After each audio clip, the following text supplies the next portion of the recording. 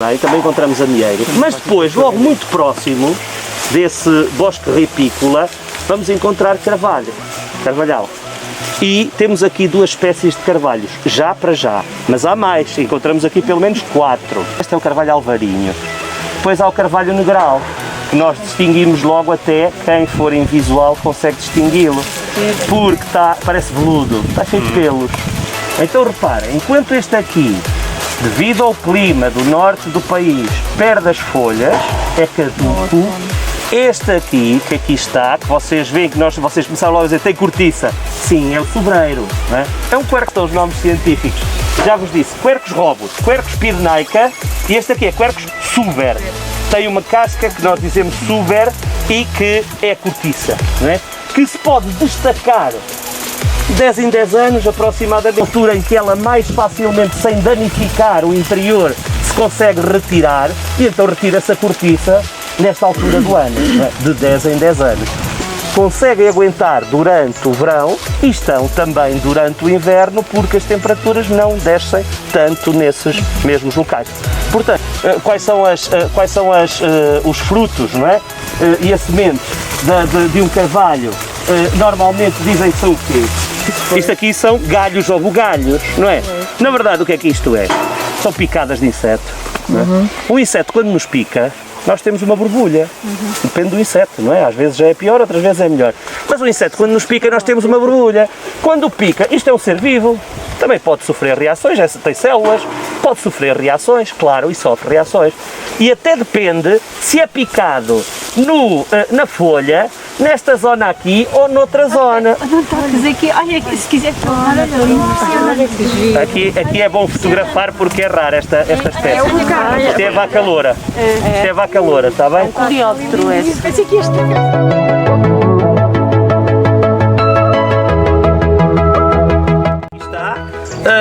Naturalmente que depois os ovos acabam por eclodir e os bichitos, as lagartas, acabam por sair por estes buracos. Portanto, é apenas algumas vezes confusão que existe com isto. Elas, quando já estão assim nesta fase secas, normalmente já têm as perfurações, porque os insetos saíram. Há dias houve alunos meus que levaram das verdes e abrimos e tinham lá larvas dentro. Vimos, depois estivemos a ver à lupa e eles viram mesmo as larvas. Pronto.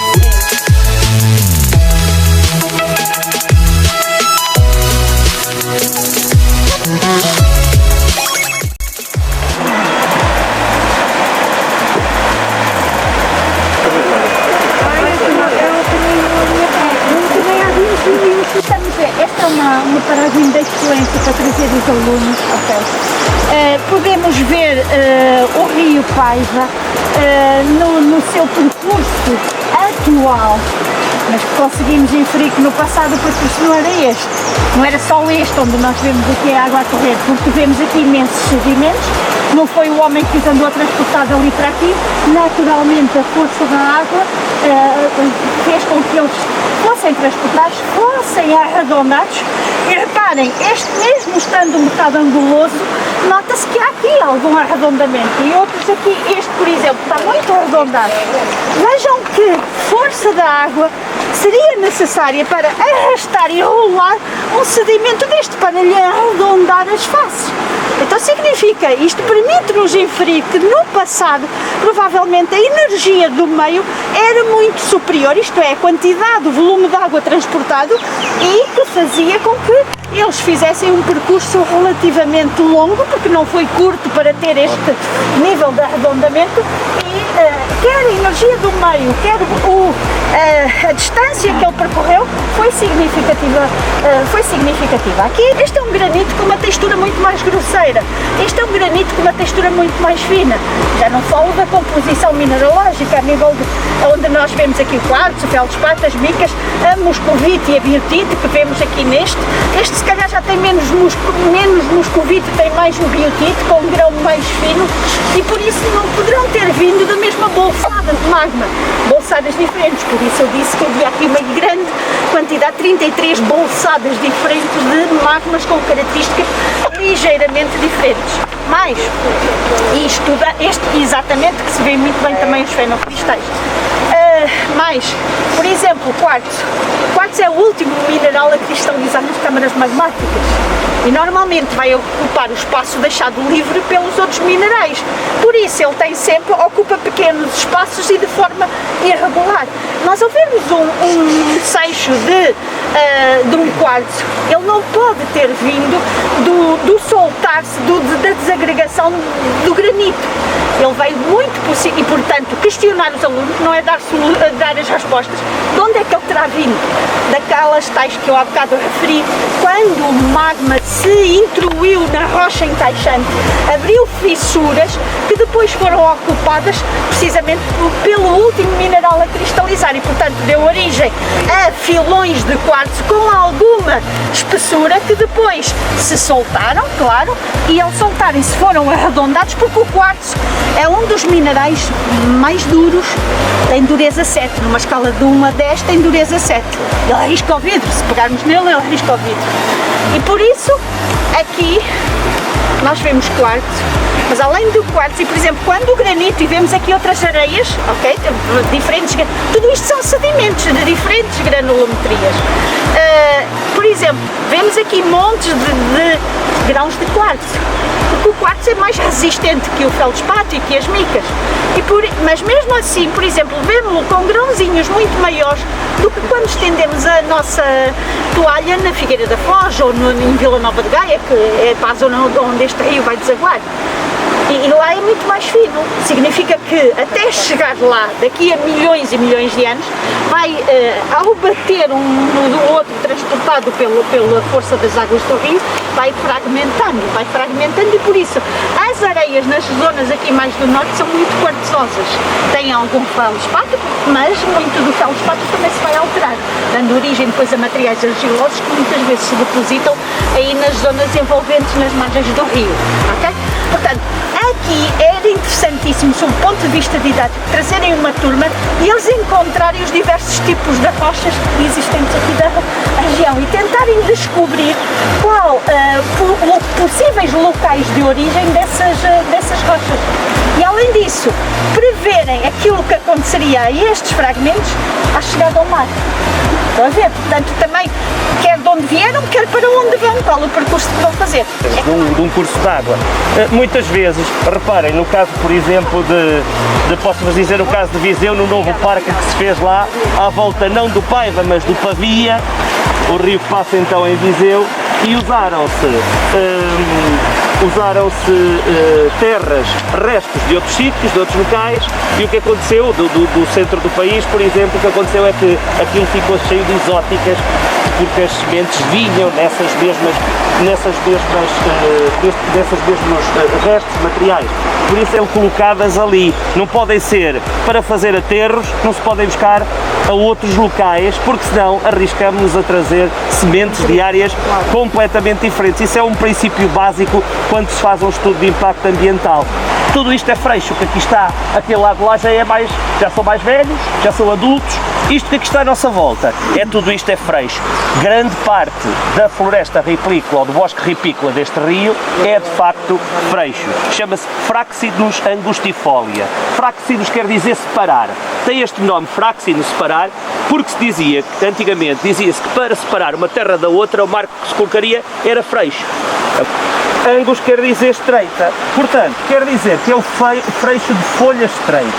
Na verdade, isto não são folhas, isto são folíolos. A folha é tudo isto. Esta é uma folha composta, correta? Não é uma folha simples, é uma folha composta por vários folíolos, mas de facto os folíolos são estreitos e, portanto, este é o freixo, uma espécie nossa e importantíssima, ainda bem que ela cá existe. Alerto-vos para, também foi com surpresa que encontrei aqui, mas isto é a cavalinha. A cavalinha, de certeza que já viram chá de cavalinha, é disto, ok? Chá de cavalinha, olha, ela tem o nome de Equisetum, e setum quer dizer crina, porque isto, a determinados locais tem um conjunto de ramos, não é? E que forma assim uma espécie de um rabo de cavalo ou uma crina de cavalo. E então o equiseton é exatamente, o seton é exatamente de crina de cavalo e é por isso é que tem este nome. Mas já sabem as propriedades diuréticas que ela tem e não só, tem uma série de outras propriedades, é muito utilizada em chá. Isso aqui é o embudo, usa-se também, é tal que se usa também para intoxicar peixe. A outra é eu agarro-me, esta quer dizer enrolo-me, pronto. E é esta promiscuidade. Tem uma família que é as umbelíferas. É um raio de uma família que nós para estudarmos é um volume de uma enciclopédia autêntica. Ou seja, tem pequenas diferenças. Portanto, é muito próxima, mas pode não ser exatamente a mesma coisa. E o autor achou que devia lhe chamar silêncio. E outras infraestruturas tenham que fazer condicionamentos, ou seja, não podem afetar áreas em que estas plantas existam. Que plantas é que podem impedir a construção de alguma coisa? Nós chamamos as plantas RELAP. RELAP são só iniciais. R, raras, E, endémicas. Endémicas quer dizer, só existem naquele sítio. Vocês têm aqui uma que só existe num raio de 100, de 50 a poucos mais quilómetros à volta. Aqui uma planta que só existe num raio muito pequeno. Só existe aqui, no planeta inteiro. Chama-se endémica, diz-se que é endémica, só existe cá. Neste caso é endémica de Portugal, mas mais ainda, é endémica aqui de uma área extremamente pequena. Né? Ora, essa espécie a desaparecer corresponde a uma extinção global, porque não existe em mais lado nenhum. O que quer dizer que no domínio das plantas, quando se faz um estudo de impacto ambiental, seja para uma central eólica, para uma central fotovoltaica, seja para o que for, há um conjunto não só de aspectos descritores que são importantes. As plantas são uns deles.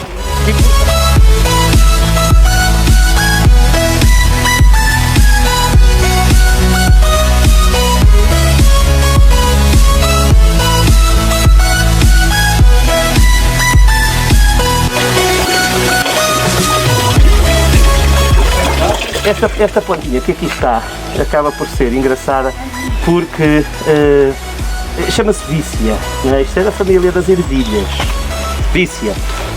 Só que depois nós temos uma quantidade incrível destas plantas. Ela é ótima para os animais, de facto existe normalmente em propriedades que depois as ervas são cortadas e são dadas aos animais. Chama-se Vícia bengalensis, estamos a ver que é uma planta exótica, não é? Mas é uma planta exótica, mas é parente das nossas plantas que são da família das ervilhas. Isto chama-se Campanula lusitanica. Reparem, lusitanica porque de facto o sítio que existe em maior quantidade é de facto em Portugal, esta planta. Campanula, por o seguinte, porque tem uma corola campanulada, mas o termo campanula existe por um motivo, porque na região da Campania, em Itália, foi lá que foram feitos os primeiros sinos. Uma outra, isto é uma planta, esta é crucífera, reparem que a corola é em cruz, não é? Portanto a corola é em cruz. Tem o nome vulgar do nosso prémio Nobel, já falecido, Saramago, não é? Saramago. Ou seja, a história que se conta, e ele próprio a refere, é que na região do Alentejo o que acontece é que muitas vezes as alcunhas passavam para nome da família, Asplénio. E Asplénio quer dizer uma coisa, baço. Okay? Porque se considerava que ele tinha proprial, mas era julgado e às vezes, por vezes verificou-se que o princípio ativo estava correto, outras vezes não. Exemplo, o que vamos aí encontrar e é no instante, um salgado do grupo do arroz, é uma crassulácea. Reparem que o pormenor do pecíolo, em vez de entrar numa zona terminal da folha, como a maior parte dos casos, não é? Vai a meio, entrar a meio e não numa ponta, então faz isto aqui, também se chama orelha de monte. Plantas que se precisam muito de umidade existem em grande diversidade. Os fetos é um desses grupos, os musgos é outro grupo. Porquê? Bem, os fetos até poderiam não ser, mas a verdade é que há uma fase na vida reprodutiva do feto em que a parte masculina tem que nadar até à parte feminina e só isso acontece se houver umidade. E portanto nessa altura pelo menos tem que haver umidade e portanto cá está a dependência da água. Mas eu aqui queria vos referir este feto que é o feto pente, é o Black Nunc picante, feto pente, não é? Parece um pente. Olha, reparem este aspecto que a natureza tem, que é bastante interessante, que é o seguinte, ele tem dois tipos de folhas, isto são folhas do mesmo feto. Umas inférteis, estéreis, colocadas na horizontal. Para quê? Para captarem o mais possível a luz solar e fazerem a fotossíntese e alimentarem a planta. E outras dedicadas fundamentalmente à reprodução. Não são estéreis, são férteis. Vão dar origem a esporos aqui atrás. E estão na vertical. Exatamente porque o vento vai fazer com que os esporos depois sejam libertados. Tudo. Tem aqui o hipericão do Jerez. Vejam o que só encontramos agora. Muito raro, muito específico em termos de local. Vão ao Jerez, encontram em maior quantidade, encontram o chá também dele, porque tem as mesmas propriedades do nosso, daqui, ok? Mas tem estas características e com umas flores no final do ramo que são lindíssimas. Hipericão do Jerez, é raro encontrarem. Vemos os processos de meteorização física que acontecem porque estas raízes, quando a planta era mais pequena, elas eram muito mais finas, mas agora vão aumentando de diâmetro e vão fazendo pressão e ajudando a rebentar a rocha que está aqui nesta zona, ok? Mas vê-se que ao mesmo tempo também ajudam a fazer alguma sustentação do solo e continua aqui para baixo, exatamente. Aqui Funcho doce ou funcho amargo, por um motivo, uma variedade. Os seus frutos são doces e sabem a anis, já sabemos que é o que se usa. A outra, sabem a cânfora e são amargos, cheiram a cânfora e são amargos. Há duas variedades do Phoenicellum vulgar, que é o funcho. Então, colher os orégãos é isto que interessa e não, é a parte da estrutura floral. É isso que devemos secar porque é o que intensifica o sabor, não é estas folhas, porque as folhas não sabem quase a orégão.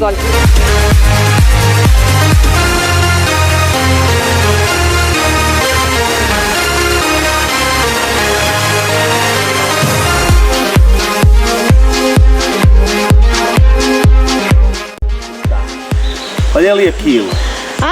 Veja lá o que é aquilo. Chama-se erva besteira. Chama-se erva besteira.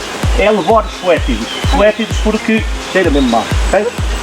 Há muitas plantas que têm o nome latim, a parte do nome latim é fétido, foétido. Quer dizer que, pronto, o autor quis dizer que aquilo cheira mesmo. É um purgante fortíssimo, ou seja, se eu ingerisse um bocado daria para vomitar bastante. Atenção que, por exemplo, caso vocês veem, já viram de certeza as violetas até junto ao rio já há muitas violetas, a viola, palustres e por aí fora. A parte da raiz delas é vomitiva. Sim, mas há muitos animais que precisam disso e que escurancam, comem-na porque comeram alguma coisa que estava estragada. Portanto, as plantas vomitivas, e como vos digo, esta tem cardiotónicos fortíssimos, e portanto esta erva besteira.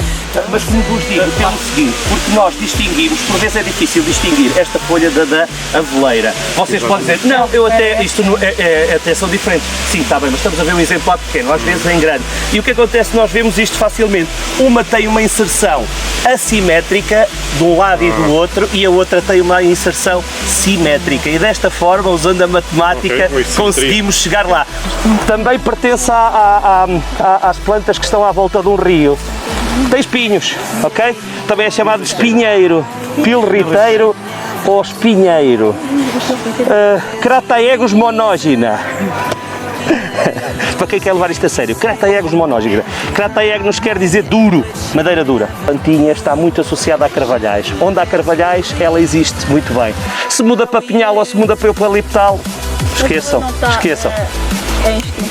Está. Porquê? Porque como o carvalhal está a ser fragmentado, ela, como é uma planta do subcoberto dos carvalhais, está a desaparecer também. Muitas vezes vemos-las onde não há carvalhal. Sinal de quê? Jardim, que eu adoro. Sinal de quê? De que já lá houve carvalhal e deixou de haver e ainda lá ficaram algumas do subcoberto. Portanto, agora, o que vocês estão aqui a ver, não estão a ver nenhuma folha. Tudo isto são ramos, tudo isto é caule, não é? Uma vez que ela, no estado adulto, o que faz é que os ramos, as folhas vão diminuir e os ramos vão aumentar, expandir, ok? E tudo isto é ramos. Só se nós víssemos aqui um exemplar pequenino, é que nós íamos ver folhas. E então, se nós o víssemos, podíamos comer como espargos. Pico, é um pontiagudo. Pronto. Então, isto aqui é o Ruscus aculeatus, porque reparem que tem um acúleo, ou seja, tem um pico Na ponta. Roripa nasturtium aquático, vejam. Nasturtium, aquático a gente percebe, mas nasturtium quer dizer que torce o nariz. Porquê? Se não colocarem um bom tempero, torcem o nariz. Lúzula. Esta aqui é a lúzula pelo seguinte, ela tem uns pelinhos aqui à volta e capta orvalho. E em noite solar ela é quase bioluminescente, não é? E portanto é por isso é que lhe chamaram lúzula.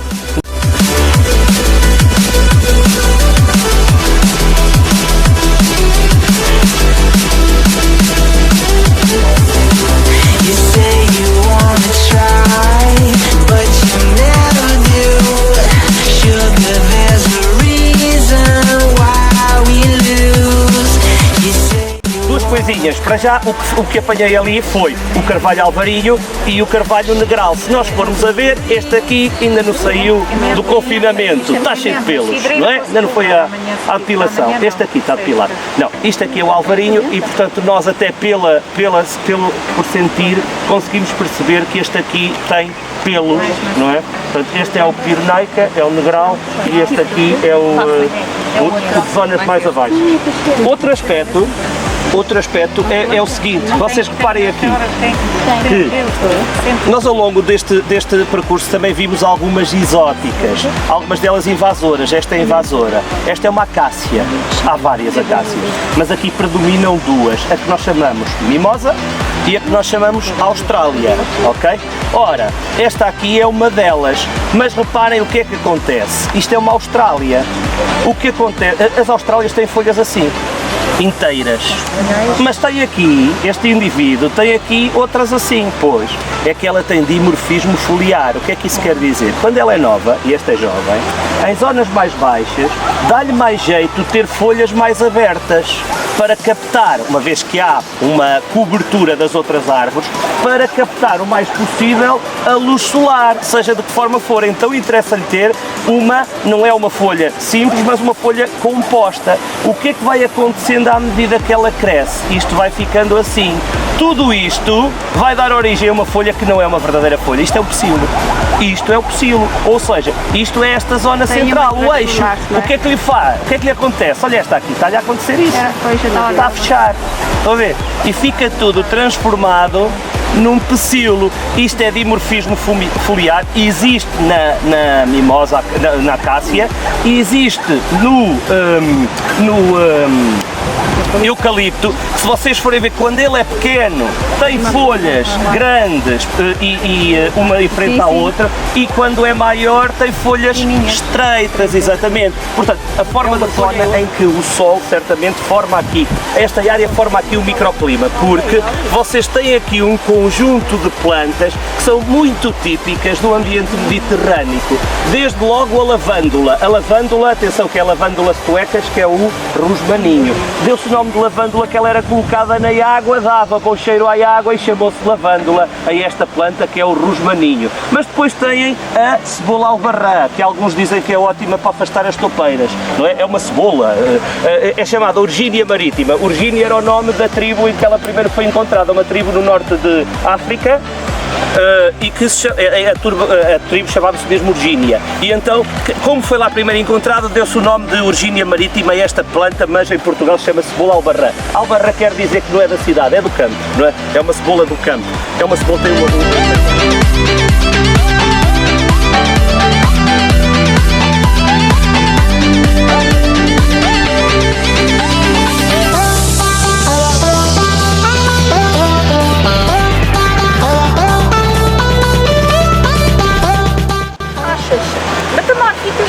rochas magmáticas como xistos, micaxistos, muito metamorfizados.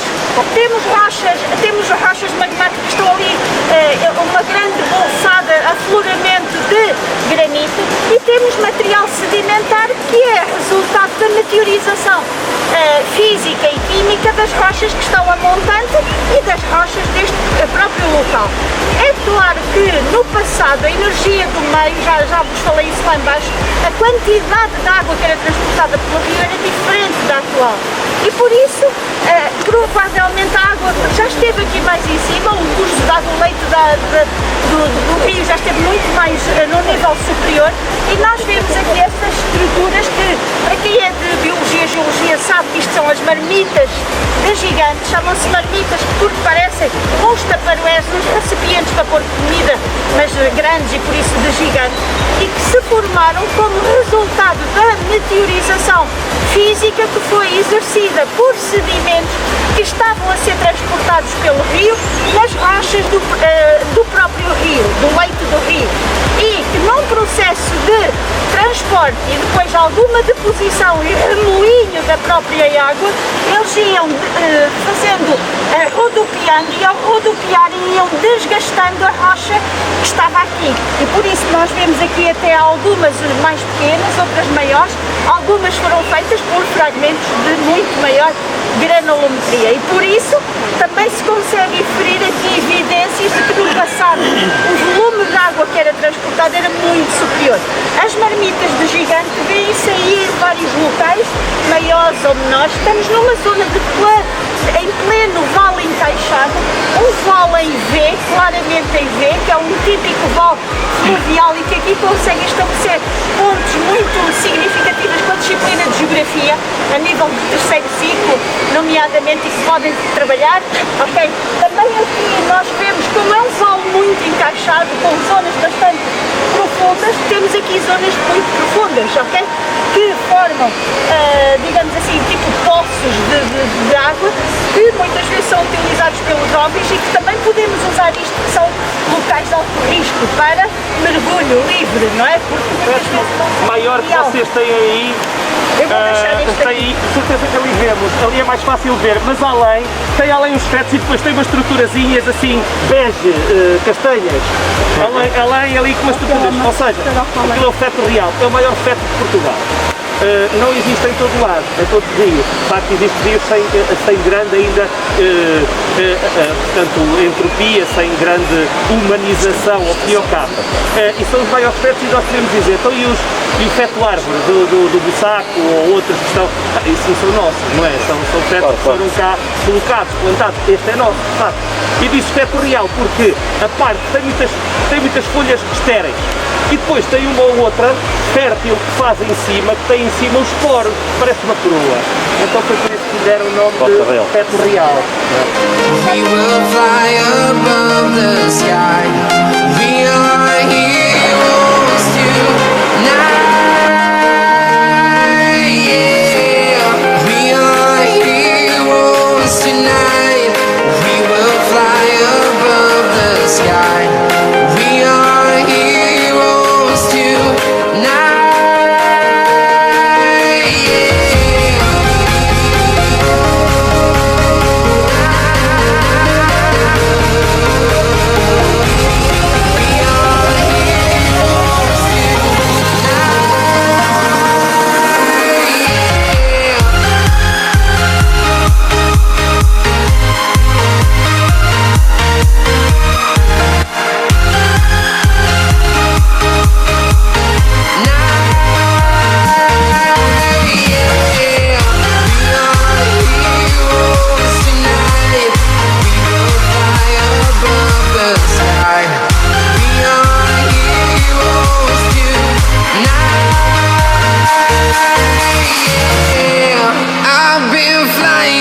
Town to town, from London to Taiwan, I've been all around the globe trying to protect your soul.